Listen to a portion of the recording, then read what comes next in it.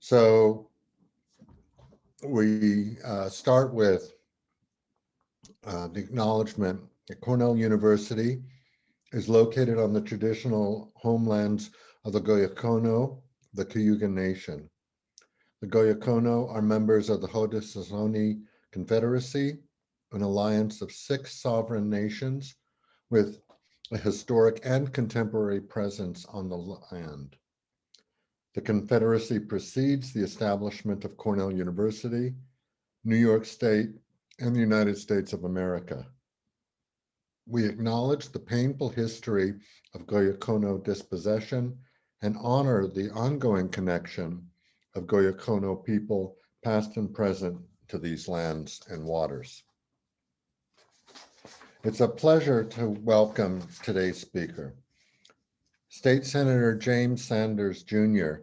is a 4-term New York State Senator, Marine Corps veteran, proponent of education, and advocate for working class families.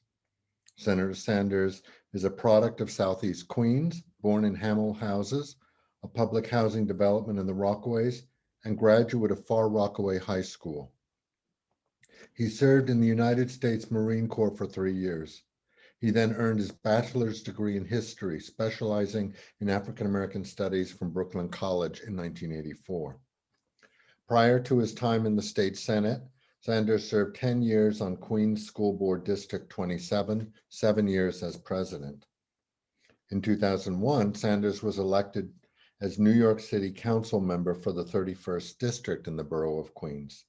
As council member, Sanders was chairman of the Economic Development Committee, making him the first African American in city history to hold the post.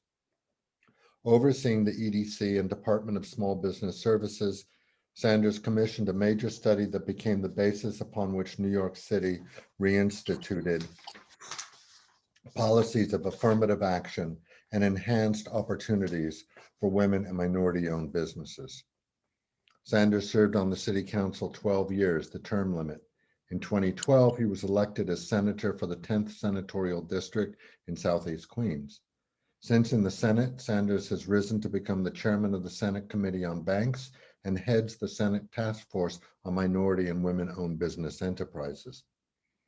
Sanders is a member of New York City Mayor Bill de Blasio's Advisory Council on MWBEs.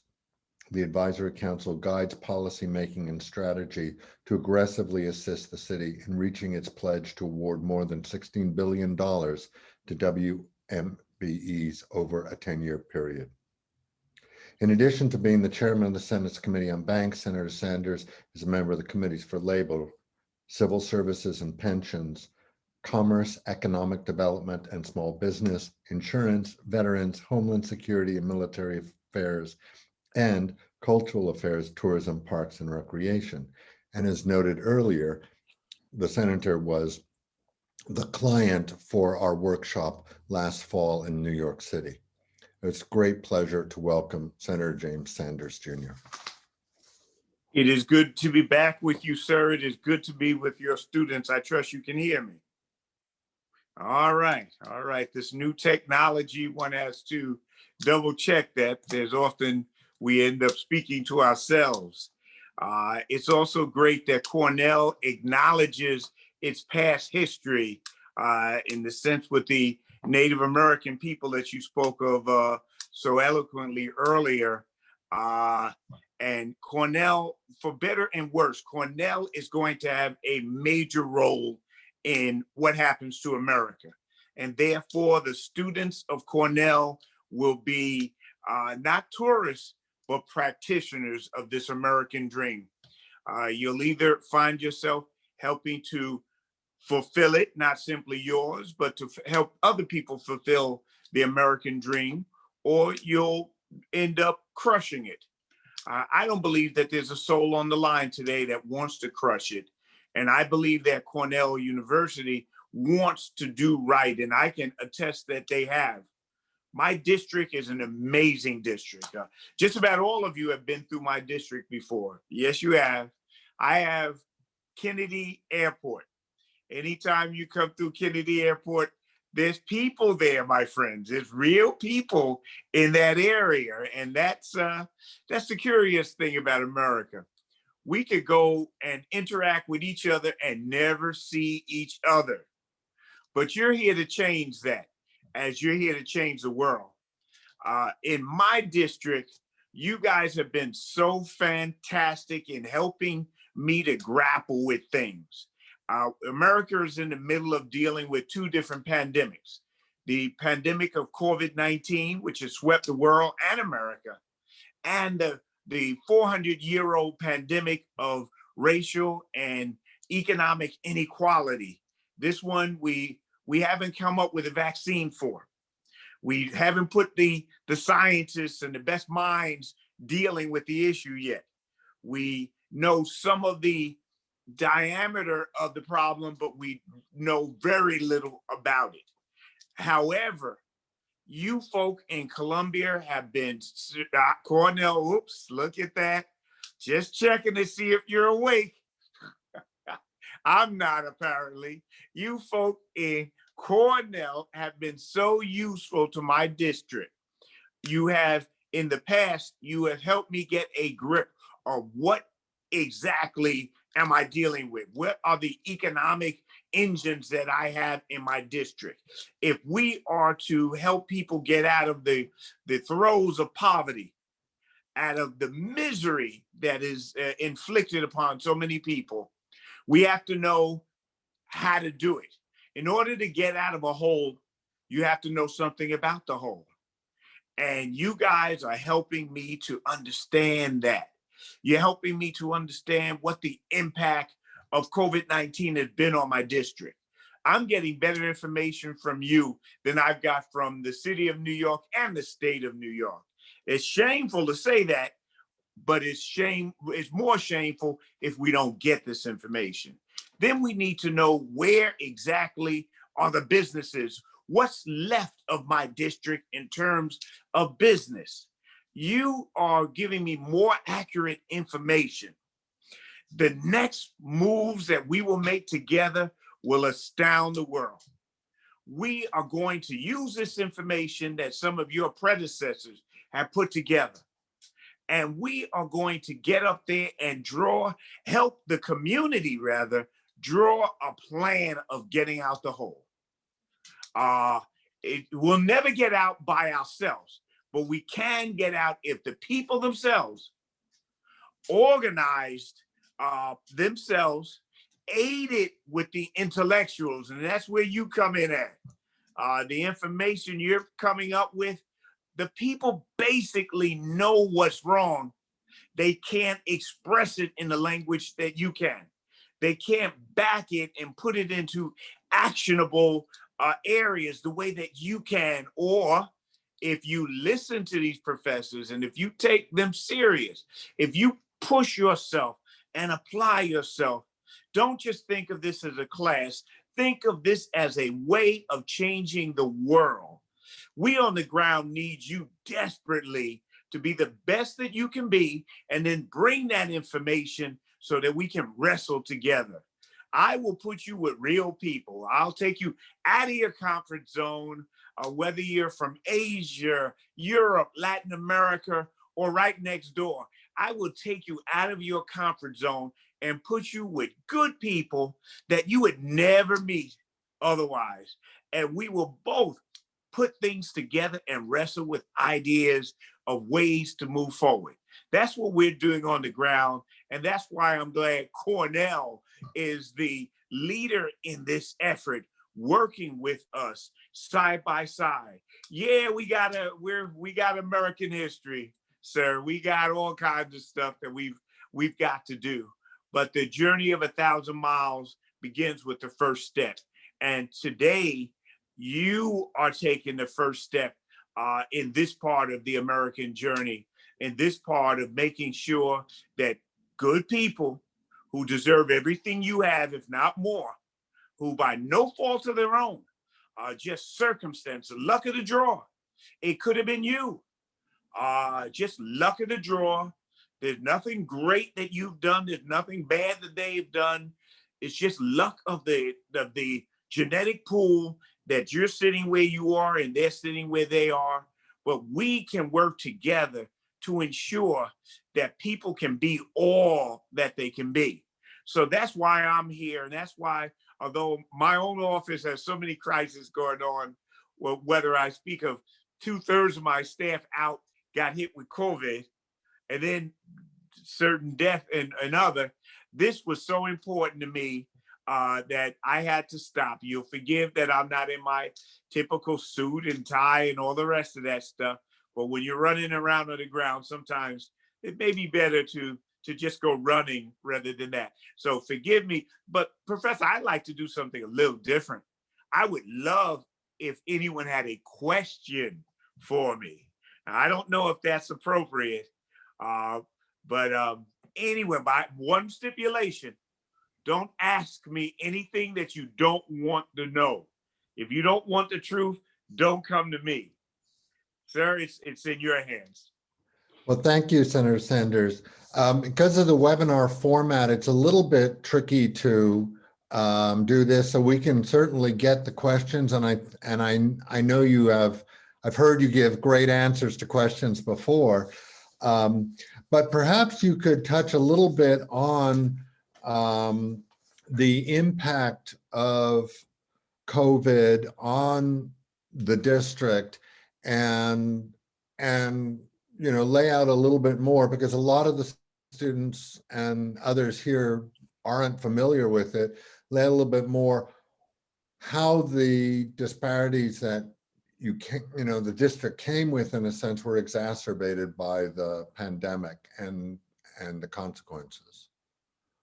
Exactly, sir. My district has the dubious distinction of being the area that had the second highest level of dying in the nation during the first wave of COVID.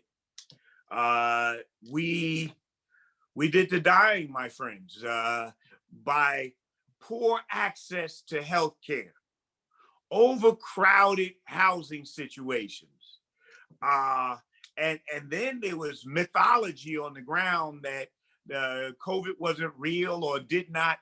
There was even the myth, I love this one, that it did not impact Black people and Latinos. It impacted whites. Oh my God.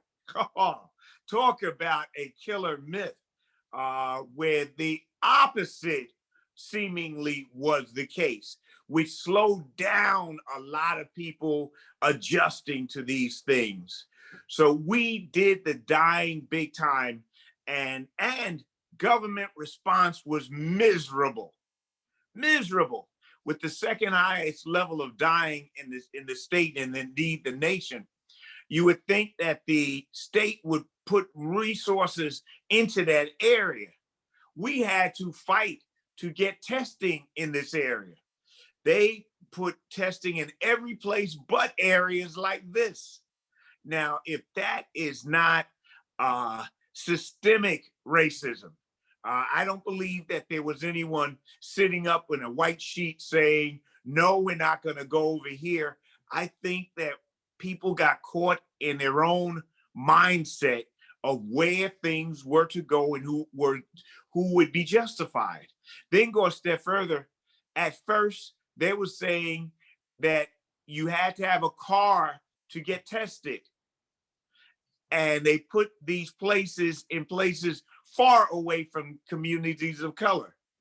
So even if you were a person of color, if you did not have a car, you simply couldn't get tested. We had to fight, and I became the persona non grata in the governor's office, because I would not sit by and let these people die idly. My job is not to simply kiss babies, although I love babies. My job is to defend these folk in good times or bad. So with the data that you guys give us, you arm us to make a better presentation. You arm us in the ability of saying, here are the impacts. So we're not simply dealing with a question of emotional response, but we can come and hand them facts and figures and statistics coming from their very sources to enable us to make the best case and change the policies. By the information that I had and by force of character, we forced this system not only to put testing in communities of color, but we forced them to make sure that it wasn't class-based, that if you didn't have a car, you could get tested. That is to a large degree with the information that you guys gave us, and us being able to just go out there and say, you know what, we will not be silent. Here is the information. So this is not a theoretical exercise that your students have done, sir. This is not some boring paper that will sit collecting dust somewhere. This is life or death stuff. We have no idea how many people will be alive thanks to the work that your students have done. We have no idea of how many thousands have been helped that will never know that you existed, but have certainly felt these folk would have died silently with no one saying anything if we had not been armed by your institution, sir. Well, thank you. Very nice words. Before COVID came along, you and I had some conversations about issues in your district. And it's really remarkable district in terms of the range of things from the airport, as you note, to Far Rockaway. The airport is an economic development set of issues, and how a large agency, namely the Port Authority, deals with surrounding communities. Far Rockaway, very heavily impacted by Superstorm Sandy, and a place in which those kinds of climate change issues are key. Jamaica with economic development and community development issues. I wonder if you could talk about how you as a political leader wrap your head around this range of issues which come at every sort of level, and then think about them and begin to find solutions, or, what do you do? It is true that there are so many days when we are inundated with so many problems. But there's an African proverb which says, bite by bite, the ants ate the elephant. So we have to break down our problems and prioritize solutions. And it has to be in a democratic, small d process. You got to have the people themselves to understand that they're not tourists in their own lives, that they have to make these decisions, because if they're not making the decisions, it won't be real. Now, in Hurricane Katrina, which hit New Orleans, the hardest place that got hit was the lower Ninth Ward and areas like that in New Orleans. Well, sir, my district is the lower Ninth Ward of New York City. Whatever is going to happen in terms of climate change is going to happen in New York City, is going to happen in my district first. I have a peninsula community, and there have been studies made by the Army Corps of Engineers that says in the 100-year storm, the major storm that hits, 90% of my Rockaway's portion will be underwater. So we really have a stake in climate change. These are not simply theoretical constructs that we could speak over brie and wine and polite conversations. If we don't figure this out, people die. However, if we do figure it out, we turn America to a green economy. We turn the problem into the beautiful process that we need it to be. We stop looking at these things as situations that can never be resolved, but turn them into how do we not only resolve them locally, but how do we train the rest of America? How do we show the rest of America how to deal? Yes, we need to go solar over here, and that means I need your students. Yes, we need to look at geothermal, and that means I need your students. Yes, we need to look at how do we take the Kennedy Airport, the #1 economic engine in Queens, New York, uh, from being a polluter to my community to being a traffic creator in my community, to being a place where we get few jobs, if any, and turn that into how do we turn it around and find ways of creating businesses and creating jobs, well-paying jobs that are not only green, but based on the Kennedy Airport and other places. We are thinking these things out. And with your help, we are thinking them much better. I mean, we would have gotten where the community itself would have gotten where it is without Cornell, which just probably would have taken us 5 years longer. And we don't have 5 years. So this is the advantage of the relationship that we find. Thank you. Let me ask one more question, and then I'm encouraging others to think of questions as we're listening. But you are a state senator. There are still council people. Then there are neighborhood and community groups. And then there are what? Can you talk a little bit about how one understands the stakeholders or players or agents of change in your district? I was hoping you tell me. My friends, that was a partial joke. The stakeholders change often. We have seen a glorious energizing of young people.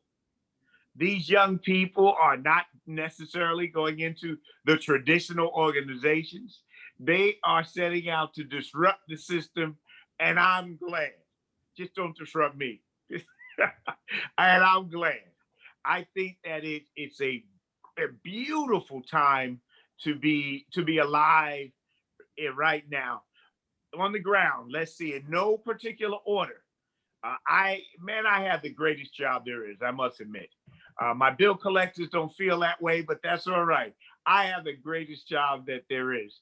I get a chance to work with the most interesting minds that the earth has on a daily basis. Not only do I have the beauty of working with organizations like Cornell University that my niece went to, and I appreciate greatly, I have the ability to work with everyday people on the ground. Now, they may not be articulators, but my friends, the knowledge that we can gain from them. Now, I have an advantage again. I was born here. I'm what the philosopher Gramsci would call an organic intellectual. I was born here. I was born in public housing. I was born in the projects. Literally, not figuratively. I was not born in a hospital. I was born in public housing. And no midwife, just my Alabama mother and myself. But so I have a chance to speak to my neighbors, folk that I grew up with, and folk that I see, and I go through the experiences that they have gone through. So it gives me a voice of being authentic, a voice where we don't have to question, do I care? Because I still live here. I've made my choice to stay here and fight. So I have stakeholders of local community groups forming, block associations, tenants association, parents associations, each group in their own silo, or thinking that they know what the problem is and they have to deal with the problem.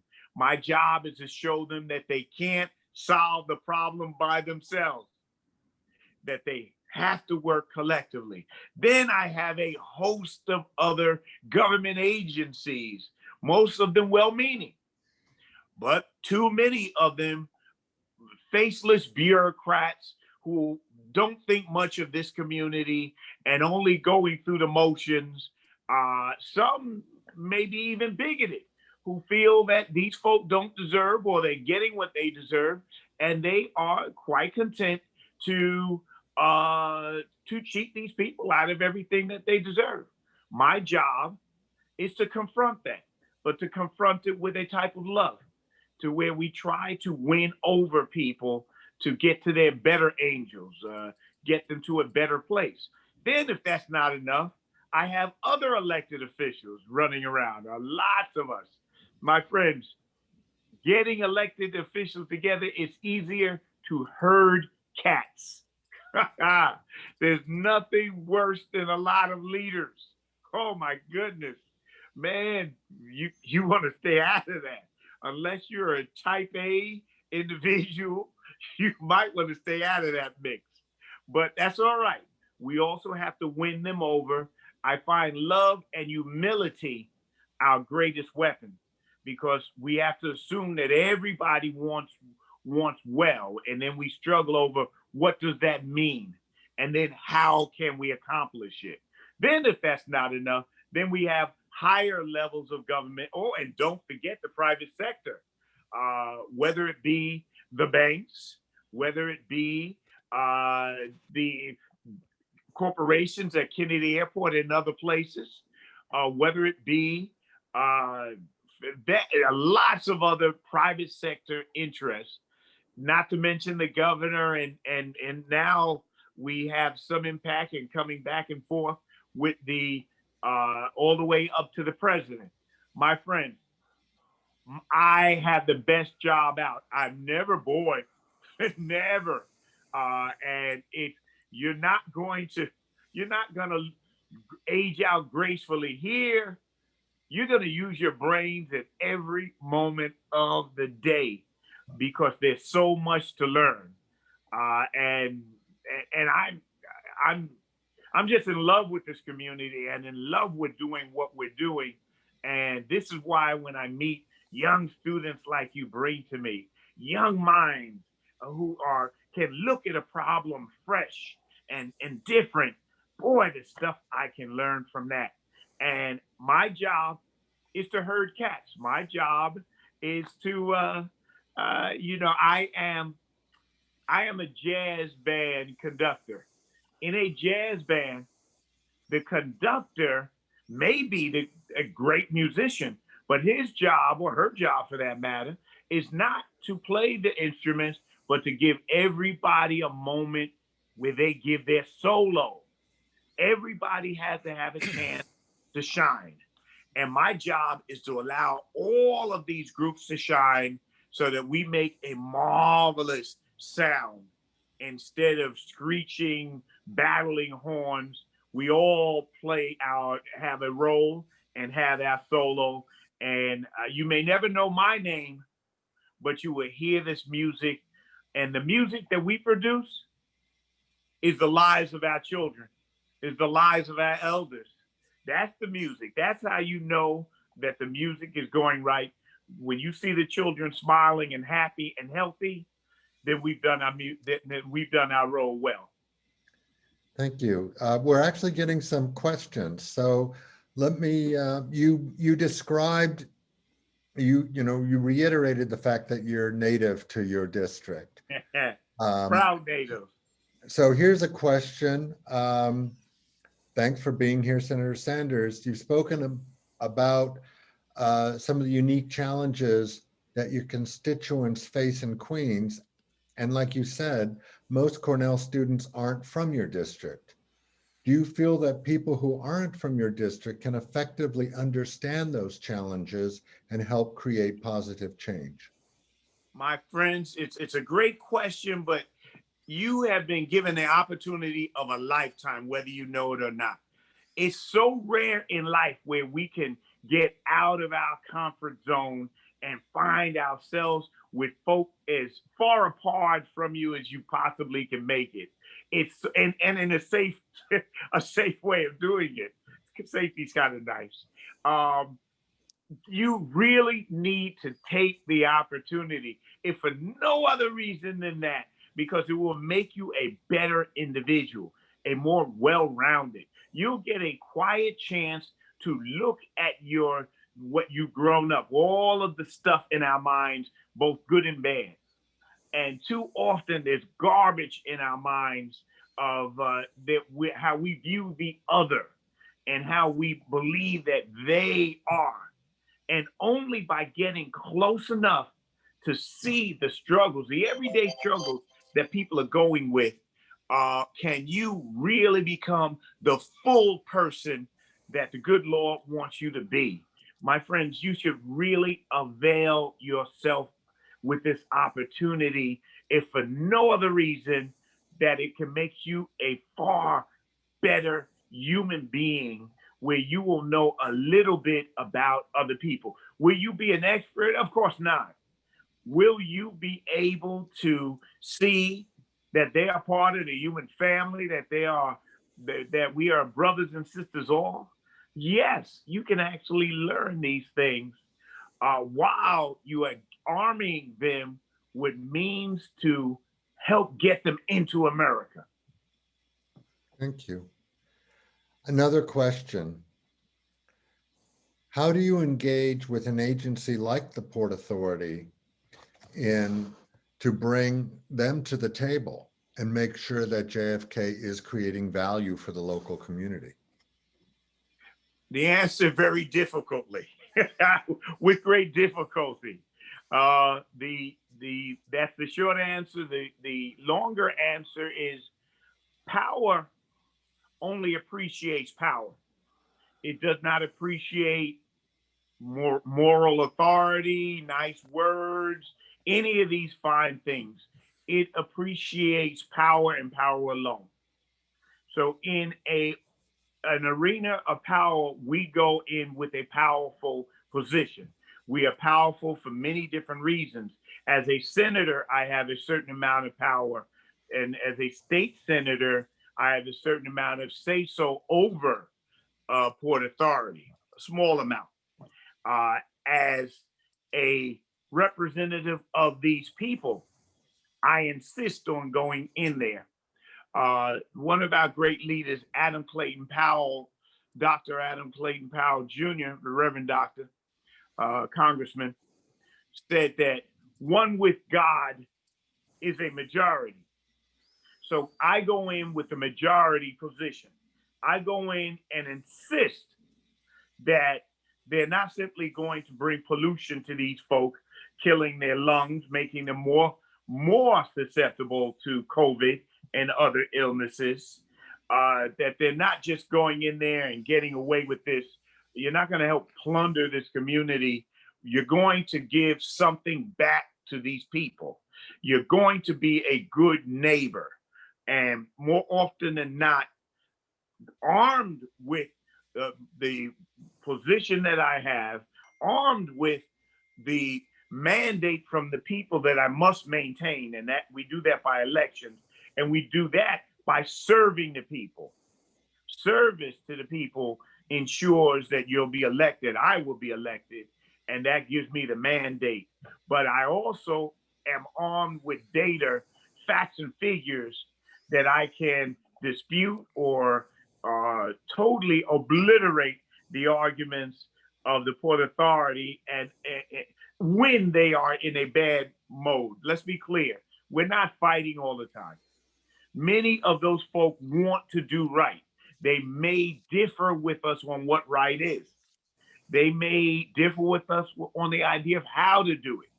But if we can show a better way, and by the information that you guys give me, allows me to speak not simply from a moral high ground, but from an intellectual high ground that cannot be challenged, because the work, the intellectual property, the intellectual capacity that the Cornell students bring, is hard to challenge. Thank you. Another question. What success stories have you seen with the passing of Local Law 129, the Minority and Women-Owned Business Enterprises Participation Goals? And what do you feel still needs to be done to help MBWEs? I am very proud to have authored that law in New York City and then turned around and authored it in New York State. Basically, all it is saying is there will be an even playing field. It's not affirmative action in the sense of the stronger techniques of affirmative action. It is more trying to make the playing field even, which we can argue may be inefficient or insufficient. But I have seen companies built. Now, everyone has heard that small businesses, by and large, hire more people than large businesses in America. We can argue about the rest of the world in America. But one fact that we're not noting is that small businesses tend to hire people who look like the owner. And maybe it's not an open racism. It's not open. It's that let's imagine that you're Greek, and when you are flustered, you speak Greek. So you may want somebody who understands what you're saying. It may be a comfort zone issue with people. But if Black businesses are not being created, they're not hiring Black people. If these businesses are not being created, it's leading to a lot of people standing on corners and doing all kinds of other stuff that leads us to bad places. So under those conditions, we're not simply creating businesses. We are creating an opportunity for people to feed families, for children to get educated, for people to live in a decent standard.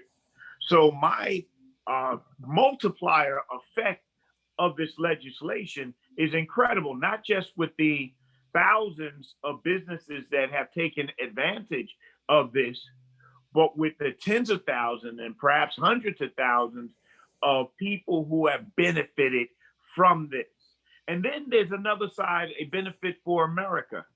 When you watch TV and you are bombarded with negative images of people of color, negative images, and then when you meet real people of color who may have owned a business, who may have went to this place or that place, it can put you in a better place and to think and have you look to yourself and say, you know what? I have been too influenced by the negative portrayal of these groups. Perhaps I need to learn about them myself. Perhaps I should learn about my fellow Americans. So yes, we have had success in thousands of businesses and tens of thousands of people hired and hundreds of thousands of people helped from it. But the next step of this is access to capital. Access to capital. The biggest problem that the MWBE community finds, minority and women-owned businesses find, are the banks are not lending to them, regardless of their credit history.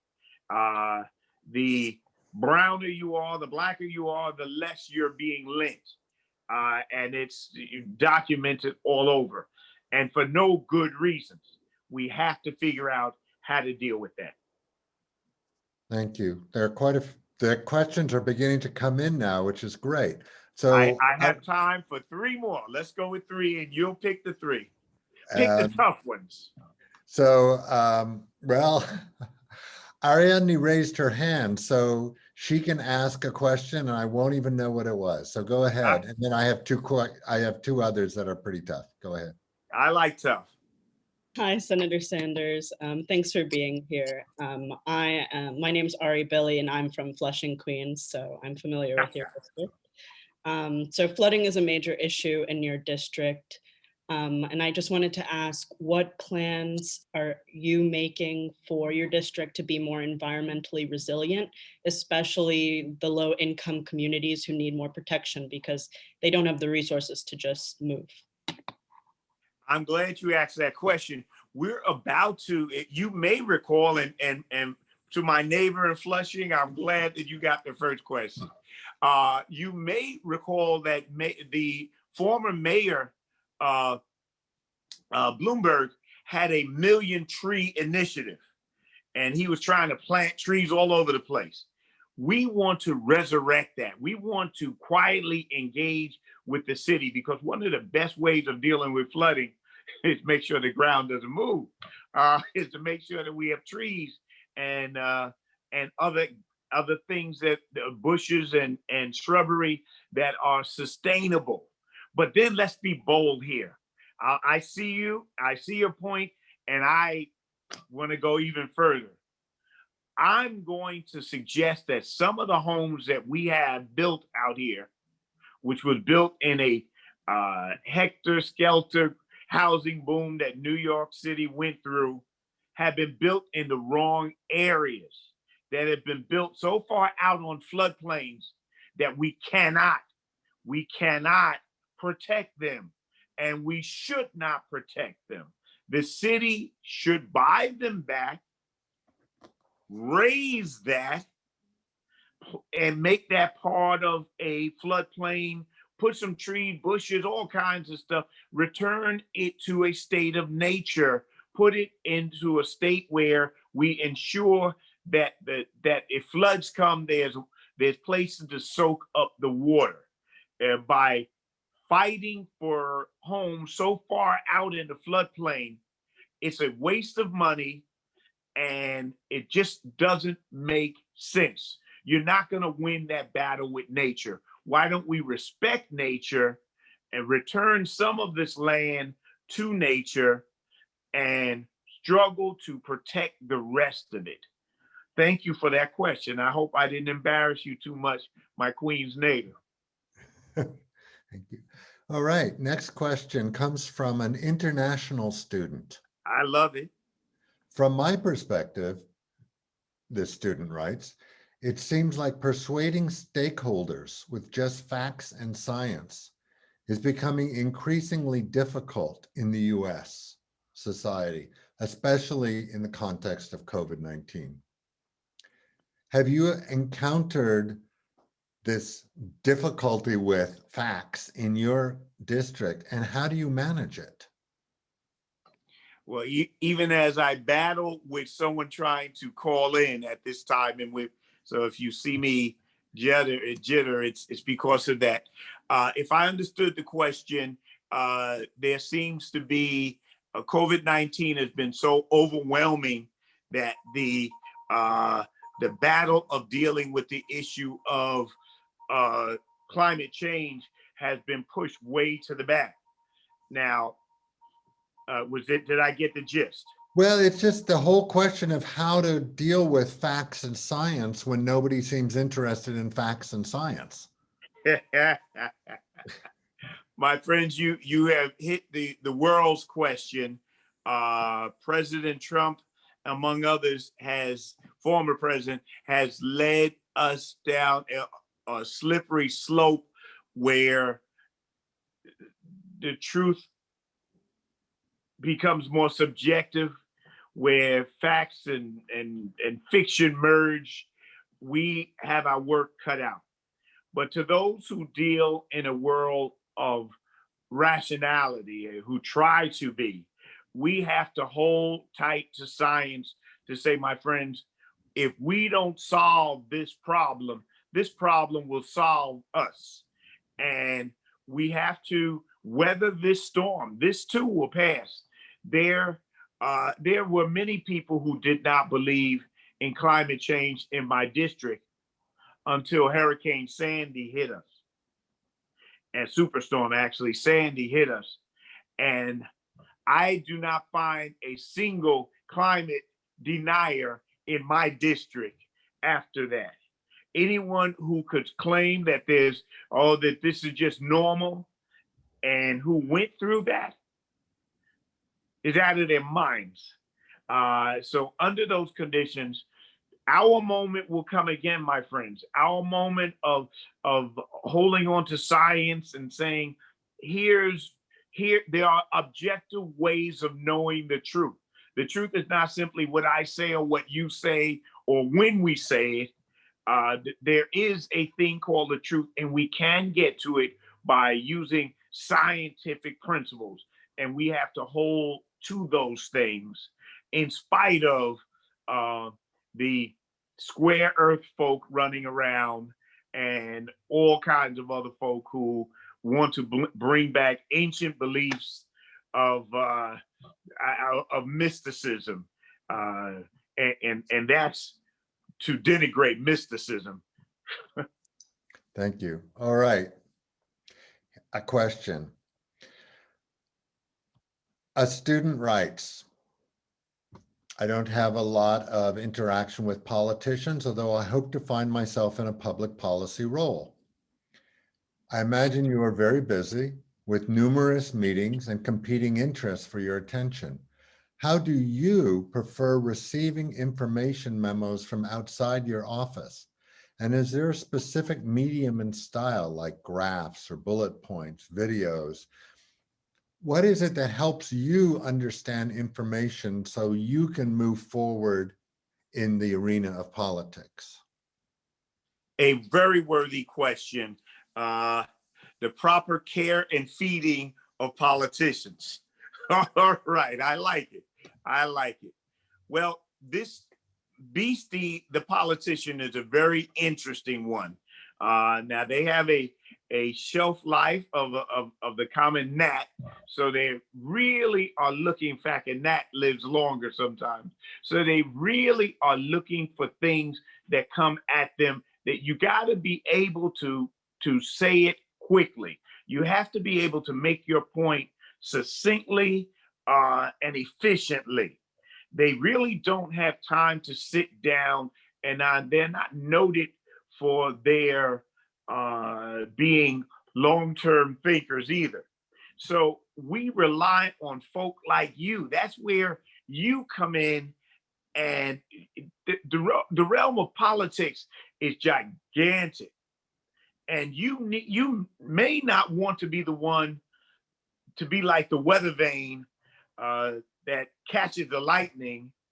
You maybe want to be the engine that takes that lightning and turns it into power and turns it into something that grows from there. There's roles for everyone. On my staff, I have people who are focused on economic development. I have other people who are focused on writing policy. I have other people who are focused on communications. The best way of getting to a person like me is with bullet points, very fast statement, but backed up with other data, quantitative and certainly qualitative data backing this information so that I can quickly look at what you're trying to say and then see if there's any substance to what you're saying. So your ability of the use of English will be so important, that your ability of taking hard information, boiling it down to bullet points without losing this information, without making it so simple that it is meaningless, because some of these issues are quite complex. But once you have my attention, then I'm ready to learn more. But you have to grab my attention, and your really understanding of your information becomes important. I believe it was Einstein who said that the sign of a truly intelligent person is that they can take hard concepts and explain them easily. And until you can take the hardest concept and break it down to something so simple, you really don't know your issue well. So I encourage you to know your stuff so that you can break it down and help others grasp it quickly. I'll take one more question because I love this audience. Great. Here's one right in your subspecialization here. Senator, I know you are chair of the bank committee. Yes, sir. Can you speak? I'm sorry, the sun is, I'm moving this around because the sun is glaring on the thing. I know, can you speak to the need of small businesses and families who are negatively impacted by COVID and how banking can help with the recovery in New York?